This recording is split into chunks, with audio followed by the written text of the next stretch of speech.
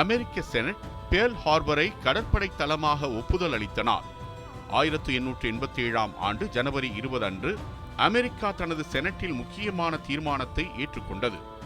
இதில் ஹவாய் தீவில் உள்ள பேர்ல் ஹார்பரை அமெரிக்க கடற்படை தளமாக வாடகைக்கு எடுக்க ஒப்புதல் அளிக்கப்பட்டது.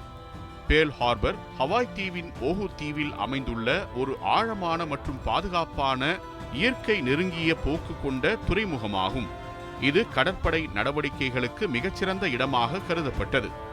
அந்த காலத்தில் அமெரிக்கா தன்னுடைய பசிபிக் பிரதேச அரசியல் மற்றும் வர்த்தக தாக்கத்தை விரிவுபடுத்த விரும்பியது. பேர்ல் ஹார்பர் அதற்கு முக்கிய இடமாக இருந்தது.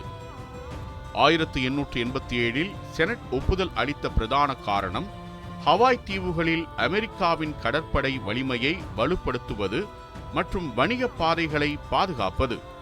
ஒப்பந்தத்தின் அடிப்படையில் அமெரிக்கா ஹவாய் அரசாங்கத்திடம் சில நிபந்தனைகளுக்கு உட்பட்டு பேர்ல் ஹார்பரை நிரந்தரமாக ஒழுங்கமைத்து பயன்படுத்த உரிமை பெற்றது.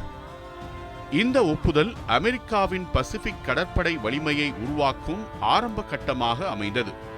பேர்ல் ஹார்பர் அதிவேகமாக நவீன தளமாக மாற்றப்பட்டது. பேர்ல் ஹார்பர் ஒப்பந்தம் அமெரிக்காவின் இராணுவ திட்டங்களை முன்னெடுப்பதில் உதவியது. பின்னர் பேர்ல் ஹார்பர் முக்கிய கடற்படை மற்றும் வர்த்தக மையமாக மாறி அமெரிக்காவின் பசிபிக் பகுதியின் முக்கிய இடமாக விளங்கியது.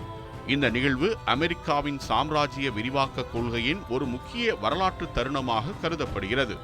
அதாவது ஆசிய மற்றும் பசிபிக் பகுதிகளில் அமெரிக்கா தனது கடற்படை மற்றும் அரசியல் தாக்கத்தை வலுப்படுத்தியது. ஆகையால் 1887 ஜனவரி 20 அன்று செனட் வழங்கிய ஒப்புதல் பேர்ல் ஹார்பரை முக்கிய இராணுவ தளமாக மாற்றிய மற்றும் அமெரிக்காவின் பசிபிக் பகுதியை நகர்த்தும் அதிகாரத்திற்கான அடித்தளத்தை அமைத்த நாளாகும்.